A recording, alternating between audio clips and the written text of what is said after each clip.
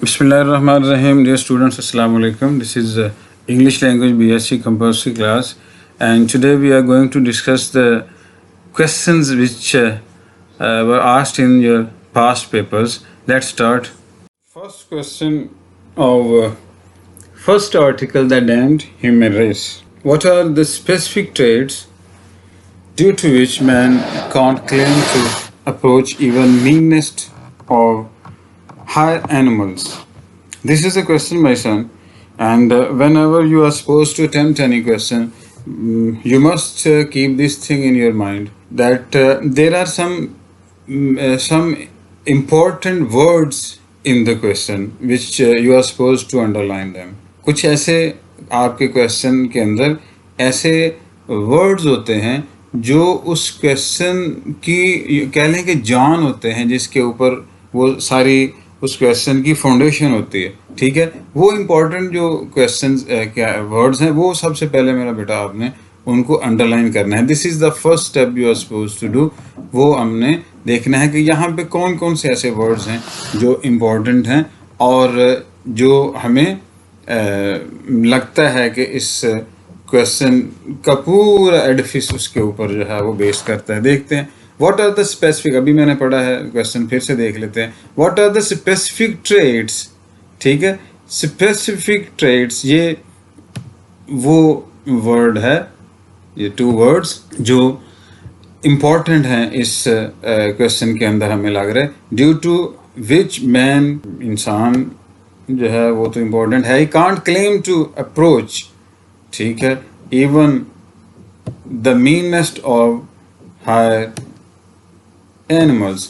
ये मेरा बच्चे 1 2 3 4 5 जो वर्ड्स हैं वो हमने अंडरलाइन कर लिए हैं और ये इस क्वेश्चन के ऊपर जो है वो सारा क्वेश्चन इन्हीं पे डिपेंड करता है. अगर आप इन वर्ड्स को, बाकी सारा क्वेश्चन जो है उसको छोड़ भी दें तो सिर्फ अंडरलाइन वर्ड्स हैं उनको ही आप रख लेना तो आपके पूरे क्वेश्चन की जो है ना वो समझ आ जाती है. यही इनकी क्वालिटी होती है कि ये आप इनको रख लें तो बाकी क्वेश्चन जो है वो इनके पीछे पीछे चलता है. देखिएगा ज़रा कैसे है. हमने अंडरलाइन किया ना जो वर्ड्स, वो देखें ज़रा. स्पेसिफिक ट्रेड्स, लगता है ना किसी ख़ास जो ट्रेड्स हैं उनकी बात हो रही है. मैन, इंसान की. अप्रोच, जिसकी वजह से इंसान जो है वो पहुंच नहीं पाता, ठीक है, या जिसके ज़रिए से इंसान जो है उसने पहुंचना है या नहीं पहुंचना, जो भी इसमें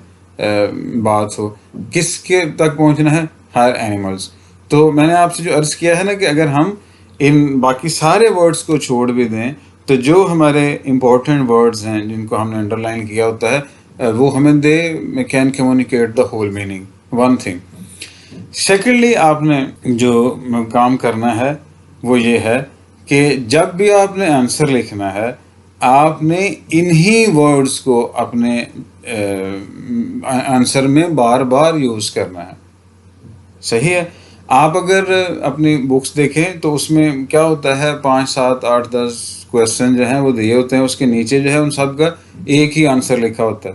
तो ये कोई, it's not that good practice. We are not speaking ill of any author or any book. मैं सिर्फ ये आपसे अर्ज करना चाह रहा हूँ कि जो एग्जामिनेशन की और एग्जामिनर की जो डिमांड है वो नहीं होती जो हमारे बुक्स में दी होती हैं चीज़ें. उन्होंने किसी और पॉइंट ऑफ व्यू से लिखा होता है ना. ठीक है, आपने क्या करना है, आपने जो क्वेश्चन है उसको अपने मटेरियल के मुताबिक या अपना मटेरियल जो है वो उसके मुताबिक जो है वो लिखने की कोशिश करनी है. अगर आप देखें वो जो 8-10 क्वेश्चन जो हैं वो एक ही जो मटेरियल है वो 8-10 क्वेश्चन का आंसर हो तो वो ऐसे ही है बेटा जैसे कि कोई आप 8-10 स्टूडेंट से कोई बंदा ये पूछे कि यार आपका एड्रेस क्या है, योर होम एड्रेस, तो आप सारे एक ही एड्रेस बताएंगे. आप सब तो एक ही घर से नहीं ना आते, राइट. तो हर बंदा जो है अपने अपने घर से आता है अलग अलग.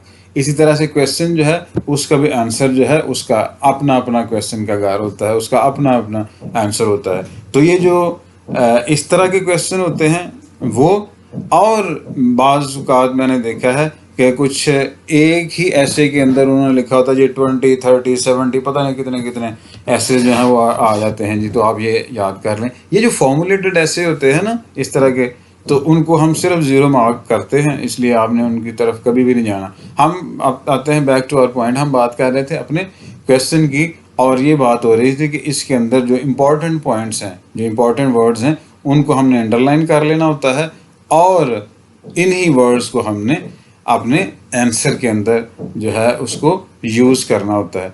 और बेटा जो बात है हमारी, जब हम आंसर लिखते हैं तो उसमें हम एक काम ये करते हैं, हमारी मिस्टेक जो है वो हम ये करते हैं कि हम शुरू इस तरह से करते हैं जी कि वो राइटर है, फर्ज करें मार्क ट्वेन, तो mark Twain was a great writer, mark Twain was an American author, जो भी वट एवर। तो ये आपने बेटा बात याद रखनी है, never start your answer in a conventional way.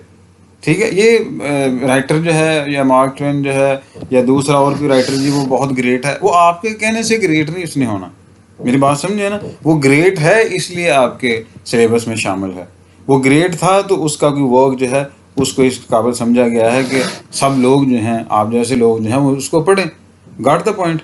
तो इसको कभी ऐसे यूज़ नहीं करना, ठीक है। You are not the critic कि आप क्रिटिसिज्म दे रहे हैं ग्रेट है या नहीं है, यू आर द स्टूडेंट, ठीक है, and you are suppose to answer the question only. वो आप जब आप ये करते हैं जी कि वो ग्रेट राइटर है, तो राइटर के बारे में बेटा उसने नहीं आपसे पूछा, उसने क्या चीज़ पूछी है, उसने आपको ये एक क्वेश्चन दिया है, इस क्वेश्चन के बारे में उसने आपसे पूछा है कि इस क्वेश्चन के बारे में मुझे बताएं। बाकी राइटर शाइटर जो है वो उससे बहुत अच्छी तरह से पता होता है, वो जो एग्जामिनर है वो हमसे ज़्यादा जानता है, इसलिए हमें ज़रूरत नहीं है कि हम उस तरह से बात करें, ठीक है ना, कमेंट करें राइटर के बारे में।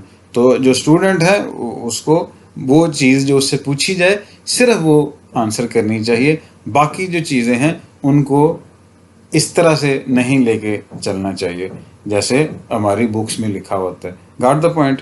आगे वाली बात जो है कि अब जो क्वेश्चन है उसका आंसर स्टार्ट कैसे करना है, तो एक चीज़ जो मैंने देखी है वो ये है कि स्टूडेंट से जब हम कहते हैं ना बेटा ये आपने जो स्टार्ट में लिखा है ये आपने ठीक नहीं लिखा, इसको इस तरह से नहीं लिखना चाहिए, ठीक है। तो उनका आर्गुमेंट ये होता है कि सर ये मैं असल में बैकग्राउंड बना रहा हूँ। तो बच्चे बैकग्राउंड नहीं बनानी होती। मैं आपसे अर्ज करूँ, अभी जो मैंने आपसे क्वेश्चन किया था कि अगर कोई आपसे ये पूछे कि आपका घर किधर है, तो आप उसे बताएं जी कि एक बाईपास है उधर, तो एक जो रोड है ना वो इस्लामाबाद जाती है, दूसरी लाहौर जाती है, तीसरी उधर जाती है, चौथी उधर। तो कहेगा यार मैंने आपका घर का एड्रेस पूछा है, आप मुझे क्या इधर उधर घुमा रहे हैं, ठीक है। तो आप उसे ये मैं जी आपको बताने लगूँ, अभी मैं ये थोड़ी बैकग्राउंड दे रहा हूँ आपको, तो मैं अभी बताता हूँ। ऐसा नहीं मेरा बेटा, एग्जामिनर को ऐसे घुमाना नहीं है। अगर आप उसे घुमाएंगे इधर उधर बाईपास पे लेके जाके, तो फिर आपको घुमाएगा। उसे क्या करना है, उसकी डिमांड एक ही होती है, उसकी डिमांड ये क्वेश्चन होता है, और वो क्वेश्चन जो है उसका आंसर उसकी सिर्फ डिमांड होती है कि भाई इस क्वेश्चन का आप आंसर करें, बाकी कोई और चीज़ जो है उसकी बात ना करें, ठीक है। और लिटरेचर के अंदर अच्छी बात बेशक मुख्तसर बात हो, वो इट क्रिएट्स इम्पैक्ट इनफैक्ट, ठीक है। तो आपने क्या करना है, पहली बात ये करनी है कि आपने रेलिवेंट लिखना है, क्वेश्चन के मुताबिक लिखना है, इररेलिवेंट नहीं लिखना, ठीक है। ये बीए के जब पेपर आता है ना, तो उसमें एक अभी आपने देखा हो तो उसमें एक क्वेश्चन के टॉप पे लिखा होता है all the questions carry equal marks. आगे एक सेंटेंस होता है बहुत इंपॉर्टेंट आपके लिए भी, सबके लिए। वो इंपॉर्टेंट पॉइंट ये है कि बी स्ट्रिक्टली रेलिवेंट। तो आपने रेलिवेंट रहना होता है। ये सिर्फ बीए वालों के लिए नहीं है, आपके लिए भी उसी तरह से ये ऑर्डर है, ठीक है। आपने रेलिवेंट लिखना होता है, रेलिवेंट रहना होता है। और वैसे भी जिस लेवल पे आप हैं, ये ग्रेजुएशन जो लेवल है, बीए हो, बीएससी हो, या दूसरे जितने भी इक्विवेलेंट दूसरी क्वालिफिकेशंस हैं जो ग्रेजुएशन लेवल की हैं, ये आपको पता है स्टैंडर्ड क्वालिफिकेशन है पाकिस्तान में। पाकिस्तान के अंदर आप कोई भी एग्ज़ाम देना चाहें तो आप उसका जब स्टैंडर्ड उसका देखेंगे ना, जब उसे क्या कहते हैं उनकी रिक्वायरमेंट्स जब आप देखेंगे, तो वहाँ पे आपको ये नज़र आएगा बीए, या ग्रेजुएशन या जो भी इसी के लेवल की, तो आप एक लेवल पे हैं। इस ग्रेजुएशन का जो एग्ज़ाम है, मेरा कहने का मतलब ये है कि ये एक स्टैंडर्ड है, एक स्टैंडर्ड क्वालिफिकेशन है। तो इस लेवल पे आपको वो चीज़ें पता होना चाहिए जिस जो आप को पे करते हैं, ठीक है।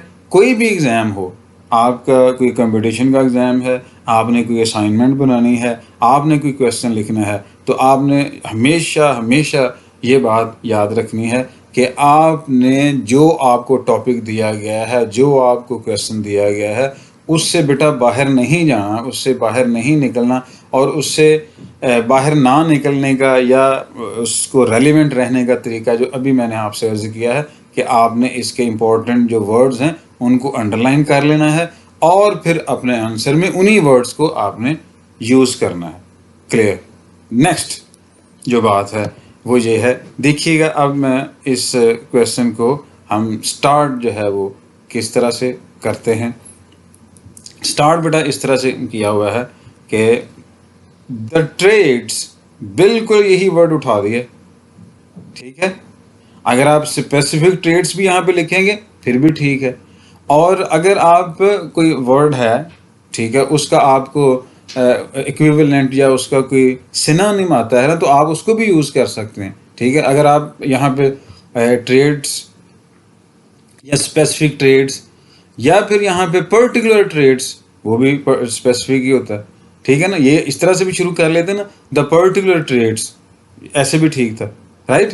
तो आपने इसको इस तरह से यूज़ कर सकते हैं, आप यूज़ करना चाहें तो इन वर्ड्स को, ठीक है। The traits that make man a very low creature, वो खसूसियात जो इंसान को बहुत ही छोटी मखलूक बना देते हैं, ठीक है, वो क्या है? इज़ द पिवट, वो पिवट है। आप साइंस के लोग हैं ना, पिवट क्या होता है? Pivot is the, as you know, central point, ठीक है ना। तो ये सेंट्रल पॉइंट है किस चीज़ का? अराउंड विच, जिसके इर्द गिर्द द होल आर्टिकल, पूरा आर्टिकल जो है, कौन सा? The damned human race. Damned human race जो आर्टिकल है, यहाँ पे आप इसे बेटा कॉमा लगाएंगे, बाय मार्क ट्वेन, जो कि मार्क ट्वेन ने जो है वो लिखा है। वो आर्टिकल जो है वो इस पिवट के, जो पीछे हमने बात किया, वो जो ट्रेड्स हैं उनके गिर्द ये रिवॉल्व्स, इसके गिर्द घूमता है। क्लियर होगी बात? वही वाले वर्ड्स जो अभी क्वेश्चन के अंदर थे, उसी को हमने लेके तो एक सेंटेंस लिखा है। यानी पहले सेंटेंस में ही हमने क्वेश्चन को टारगेट किया है, पहले सेंटेंस में ही हमने आपने जो उसने क्वेश्चन पूछा था उसको हिट किया है और उसे बताया है कि हाँ भाई मुझे समझ आ गई है कि आप क्या पूछना चाह रहे हैं। ठीक होगी ना बात? जब हम किसी की बात समझाना चाह रहे होते हैं तो हम उसी की गुफ्तगू में से वर्ड्स लेके उसको आंसर करते होते हैं ना, आम गुफ्तगू में भी। तो इसी तरह से हमने क्वेश्चन में भी करना है, हमने उसी के वर्ड्स उठा के क्वेश्चन में से अपना आंसर जो है वो स्टार्ट कर दिया है। आगे देखिएगा, लेकिन ये जो हमने फ्रेमवर्क अपना लगा दिया है अंडरलाइन वर्ड्स करके और ये देख लिया है कि भाई ये है, तो इस फ्रेमवर्क से बेटा बाहर नहीं जाना, ठीक है। वो बात हमने की है। अब आगे वाली जो बात है वो देखिएगा, the author very skilfully enumerates. Enumerate कहते हैं, आप अगर आपको ये थोड़ा मुश्किल लग रहा है तो आप डिमॉन्स्ट्रेट कर लें, नरेट कर लें, डिस्क्राइब कर लें, कोई भी वर्ड यूज़ कर सकते हैं। लेकिन ये वर्ड मैंने इसलिए यूज़ किया है कि आपकी थोड़ी सी वोकैब में भी वो इजाफा होगा, ठीक है ना। इसको आप याद रख लें तो अच्छी बात है। आपने वर्ड अपने राइटिंग में यूज़ किया करें, ये बड़ा अच्छा वर्ड है वैसे। The author very skilfully enumerates, author जो है वो बड़ी महारत के साथ बयान करता है, एक्सप्लेन करता है क्या? द स्पेसिफिक, अब ये देखिएगा वही वाला वर्ड है, ठीक है। स्पेसिफिक कैरेक्टरिस्टिक्स, मैंने आपसे अर्ज किया था कि ट्रेड्स या कैरेक्टरिस्टिक्स जो हैं वो दोनों एक ही चीज़ हैं। तो मैंने यहाँ पे जो है वो स्पेसिफिक ट्रेड्स लिखने की बजाय हमने स्पेसिफिक कैरेक्टरिस्टिक्स लिख दिया है, ठीक है। The author very skilfully enumerates the specific trades of man. Author जो है वो बड़े ही महारत से उन कैरेक्टरिस्टिक्स को बयान करता है इंसान की, ड्यू टू विच, जिसकी वजह से ही कैन नॉट क्लेम, जिसकी वजह से वो क्लेम ही नहीं कर सकता किस चीज़ का? To approach even the meanest of higher animals. Higher animals जो हैं उनके कहीं करीब तरीन जो घटिया तरीन लेवल है उस तक पहुंचने का भी। ठीक है, ये आपने अगर नोट किया हो तो ये बिल्कुल उसी आपका जो क्वेश्चन है उसी के वर्ड्स जो हैं ऑलमोस्ट रिप्रोड्यूस किए गए हैं। Got it. लेकिन इसी को रिपीट तो नहीं करते जाना, हमने इस क्वेश्चन को ओपन करना है। इसी बात को हम आगे बढ़ाएंगे किस तरह से। Mark Twain picks the basic and specific traits. ठीक है, मार्क ट्वेन जो है वो बुनियादी और ख़ास किस्म की खसूसियात जो हैं, लेटेंट का मतलब होता है हिडन, जो कि हिडन है इन द ह्यूमन नेचर, इंसान की फितरत के अंदर, उनको वो पिक करता है। ठीक है, एंड कंपेयर्स, यहाँ पे बेटा आई नहीं है, आई को आप ओमिट कर दें, एंड कंपेयर्स देम, और उनको कंपेयर करता है किससे? With those of higher animals. Higher animals जो हैं उनकी क्वालिटीज के साथ उनको कंपेयर करता है। अब उनको कंपेयर करने के बाद क्या करता है? एंड कम्स टू कंक्लूजन, और इस नतीजे पे पहुंचता है that man does not approach. आप ये देखिएगा, एक जो सेंटेंस है वो दूसरे के साथ उसका लिंक है, और एक सेंटेंस जो है वो दूसरे से निकलता हुआ महसूस होता है। ठीक है, ये इस तरह से नहीं कि एक उधर से सेंटेंस पकड़ लिया, एक उधर से पकड़ लिया और जो है वो आंसर लिखना शुरू कर दिया, नहीं, बल्कि जो आगे वाला सेंटेंस है उसके पीछे वाले सेंटेंस से एक खास तल्लक होता है, बिल्कुल लिंक होता है। ठीक है, यूं कह लें कि पीछे वाला जो सेंटेंस होता है वो उसमें से निकलता है आगे वाला सेंटेंस। Got it? ओके। अच्छा जी, that man does not approach even the lowest level of higher animals. बिल्कुल वही चीज़ अभी हो रही है, देख लें, बाहर नहीं हम गए उस क्वेश्चन से। दीज ट्रेड्स, ये खसूसियात जो हैं वो क्या है? Comprise of all the negativism of human character. जो इंसानी कैरेक्टर है उसकी सारी जो नेगेटिविज्म है ना उसके ऊपर मुश्तमिल है। यानी इंसान का जो कैरेक्टर है उसमें जितनी भी बुरी क्वालिटीज़ हैं ना उसके अंदर वो उसने बयान की हैं। ठीक होगी बात? ओके, आगे यहाँ तक, इस जगह तक हमने बात की है। अपने क्वेश्चन के अंदर जो बात थी ये इंसान की वो क्वालिटीज़ हैं जिसकी वजह से वो हायर एनिमल्स के कहीं करीब तरीन भी नहीं फटकने की ज़रूरत करता है। सही है, ये बात हमने कहा जी, ऐसे है ऐसे है ऐसे है, बिल्कुल ठीक है, सही। लेकिन मैं बार बार एक बात आज आपसे अर्ज कर रहा हूँ, बार बार उस लेवल की बात कर रहा हूँ कि आप जब भी, क्योंकि ये एक लेवल है ना ग्रेजुएशन, इसलिए मैं आपको वो चीज़ें बताना चाह रहा हूँ कि जो आपको आइंदा भी हर कंपटीशन में, हर एग्ज़ाम में, हर जगह पे आपको काम आएंगी। जो चीज़ है, अभी हमने बात की क्वेश्चन की कि हाँ भाई इसमें ये क्वालिटीज़ हैं, आपने बिल्कुल ठीक कहा, ये भी है, सारी नेगेटिविज्म और वट, ठीक है, ये तो हैं उसमें, उससे हमने वो उसका क्वेश्चन जो है वो खोला है। लेकिन बेटा जब भी आपने कोई टॉपिक डिस्कस करना है, कोई क्वेश्चन जो है वो डिस्कस करना है, कोई क्वेश्चन लिखना है, तो आपने ये हमेशा याद रखना है कि हर क्वेश्चन और हर टॉपिक का एक काउंटर नैरेटिव होता है। बात समझिए ना, उसके एक उलट, उसके अपोजिट एक स्टेटमेंट ज़रूर होती है। ठीक है, हर ऐसे यूँ समझ लें कि हर थीसिस जो है उसका एंटी थीसिस होता है। ठीक है ना, तो आपने ये जो क्वेश्चन लिया है उसका अब काउंटर नैरेटिव या उसका जो इसके बिल्कुल उलट जो चीज़ है वो भी तो लेनी है ना। क्यों? इसलिए कि अगर हम एक ही बात बयान करेंगे तो वो तो नहीं होगा ना, 100% ट्रूथ नहीं होगा। अगर हम यही कहते जाएं हाँ भाई इंसान बड़ा बुरा है, ये उसमें बुराई है, ये भी बुराई है, ये भी, तो there are some good qualities in man also, you know. सही है ना, तो वो जो क्वालिटी है वो कहाँ जाएंगी? उनका कोई जिक्र नहीं।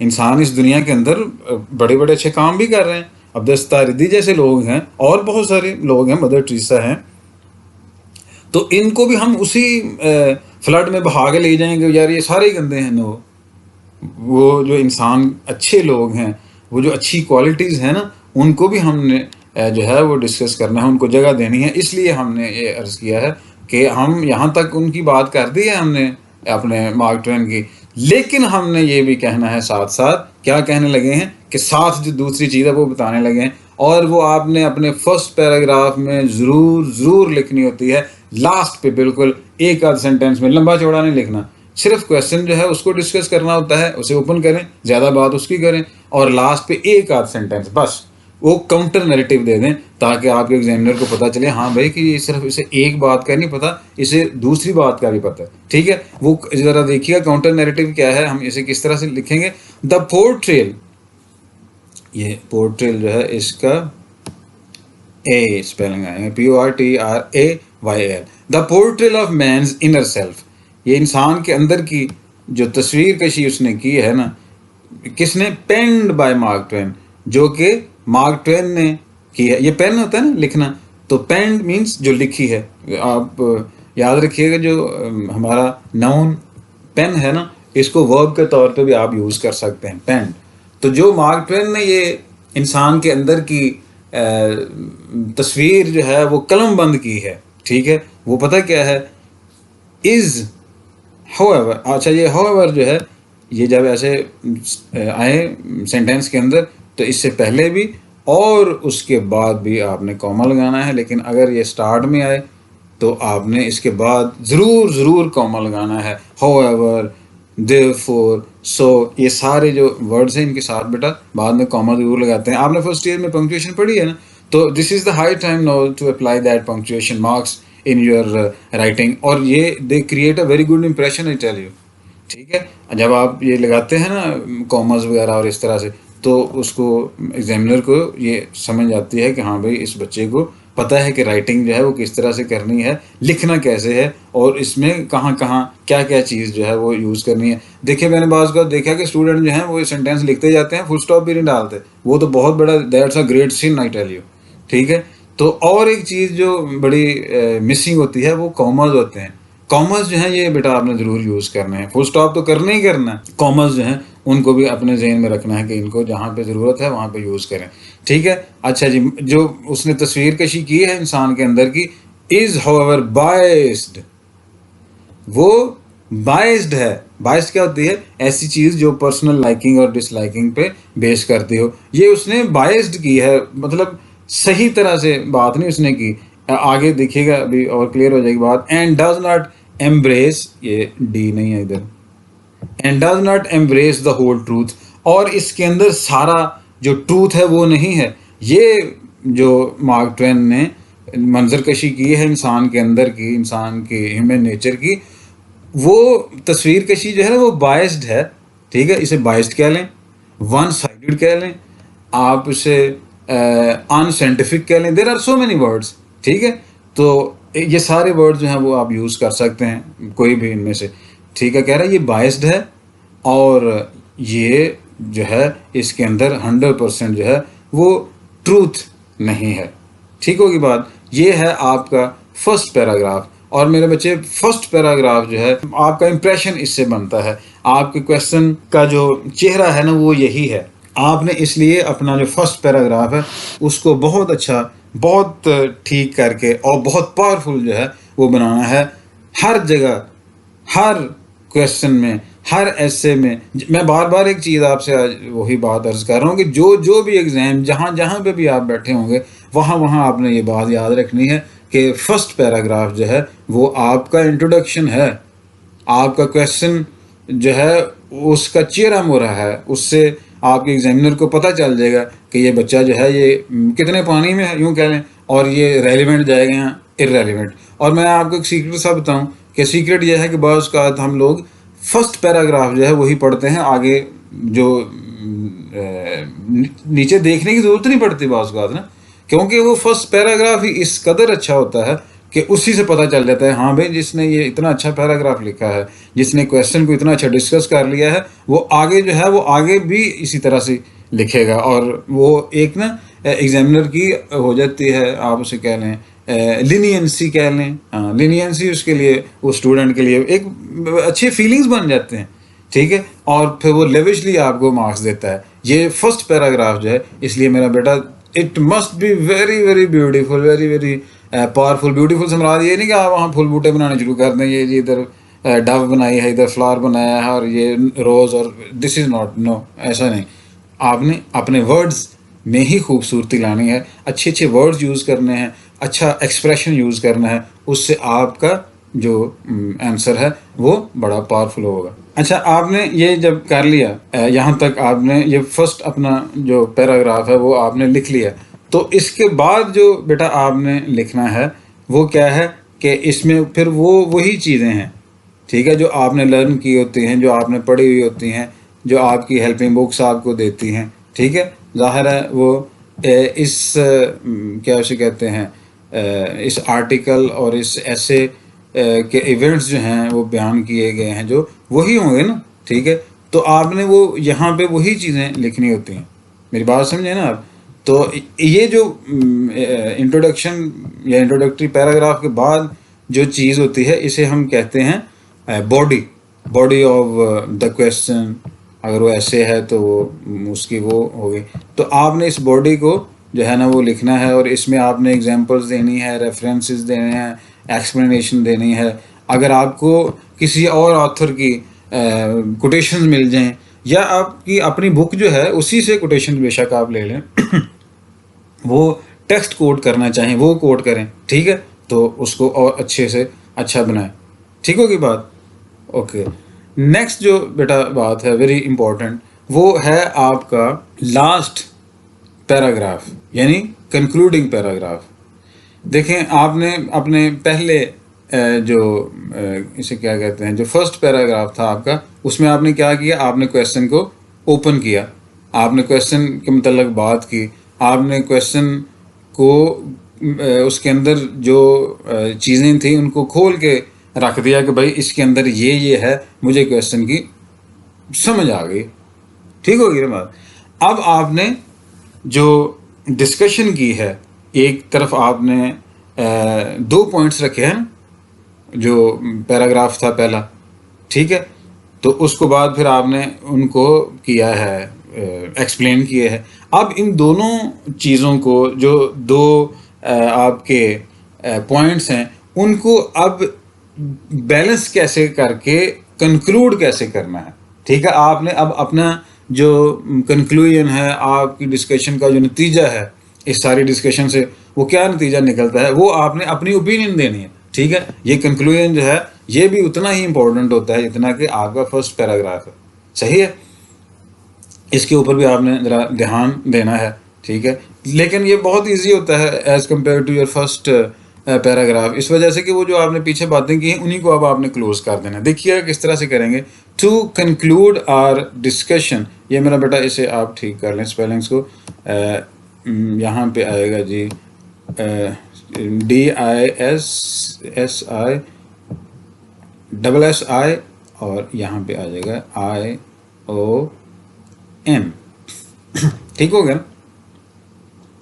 टू कंक्लूड आवर डिस्कशन, ठीक है, comma, we can remark that the specific traits which have been demonstrated by Mark Twain, ऐसा नहीं है, मार्क ट्वेन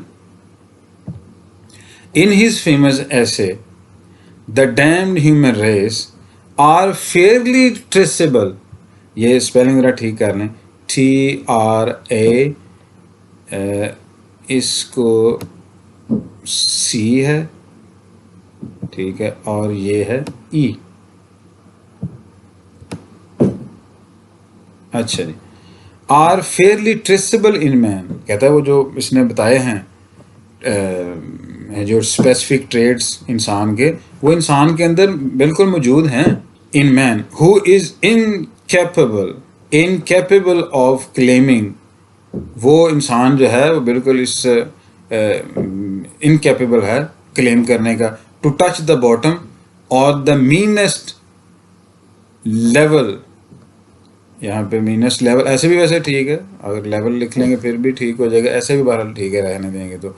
और meanest level of higher animals, के इंसान जो है ना वो बिल्कुल इंसान हायर एनिमल्स के जो हल्का तरीन जो लेवल है उस तक भी पहुंचने का क्लेम नहीं करता, कर नहीं सकता, ठीक है। बट टर्निंग, इसको कॉमा और ये दी नहीं है, इसे सॉरी काट दें, बट टर्निंग और नहीं डेफ एयर, एस भी नहीं, but turning a deaf ear to the positive traits and virtues of man will no doubt violate the truth. वो कह रहा है लेकिन अगर हम इंसान की जो वर्चूज़ हैं, ठीक है, वाला क्वालिटीज़ जो हैं और उसकी जो खूबियां हैं, उनकी तरफ अगर हम ये एक कान नहीं धरेंगे तो ये जो है वो सच को वायलेट कर देगा, सच को ख़राब कर देगा, ठीक है. वी शुड नॉट, देखिएगा किस तरह से इसे हम क्लोज कर रहे हैं. वी शुड नॉट फॉरगेट, हमें ये बात नहीं भूलनी चाहिए, that man is an amalgamation, कि इंसान जो है, अमेलगमेशन आप इजी वर्ड लिख लें अगर आपको ये थोड़ा प्रॉब्लम करे तो. अमेलगमेशन का मतलब होता है mixture. Man is an amalgamation of both good and evil, कि इंसान जो है वो अच्छाई और बुराई का अमेलगमेशन है. देखिए हमने किस तरह से जो अपना क्वेश्चन था उसको पहले ओपन किया है, फिर उसकी बॉडी जो है उसको डिस्कस किया है, यानी उसमें रेफरेंस, एक्सप्लेनेशन और बाकी कोड्स और व्हाटएवर ये कुछ दिया है, एंड इन द एंड हमने कंक्लूड जो है वो किया है उन दोनों चीज़ों को मर्ज करके. तो बेटा इस तरह से आपने कोशिश करनी है. I have picked a very simple question and it is a very easy one also. आपने इसको फिर से ट्राई करना है तो देखिएगा बहुत आपको चीज़ें इजी हो जाएंगी. Problem is people are scared of writing, self writing I must say. तो कोई there is nothing to be afraid of. I tell you, ये जो चीज़ें हैं ना, हम खुद से जब लिखना लगते हैं ना तो हमें वो बाज़ का तो होता है कि यार ये मैं खुद से कैसे लिखूं, ठीक है. तो खुद से लिखने का जो वो एक फियर है वो इस वजह से होता है कि हमारी प्रैक्टिस नहीं होती पहले क्लासेस में. तो कोई बात नहीं, हम अभी से स्टार्ट कर लेते हैं, ठीक है. हमने अच्छे मार्क्स लेने हैं तो ये हमारा this is the high time. or this might be the last platform. I tell you, my son, if you want to improve yourself, if you want to have some good expression and good writing and want to start your self writing, you can start now at the very moment. अभी से start कर दें, ठीक है. और ये अभी जो हमने क्वेश्चन किया है इसको आपने फिर से लिखना है. तो मेरा नहीं ख्याल कि आपको चीज़ें जो हैं वो क्लियर ना हो, और ये सारी चीज़ें जो आपको अगर मुश्किल लगती हैं तो आपके लिए वो आसान ना हो जाए, ठीक है. If you have any problem, any question, you can ask me. You are welcome any time, every time, all the time. खुदा हाफिज़. अस्सलामु अलैकुम व रहमतुल्लाह एंड बेस्ट ऑफ लक.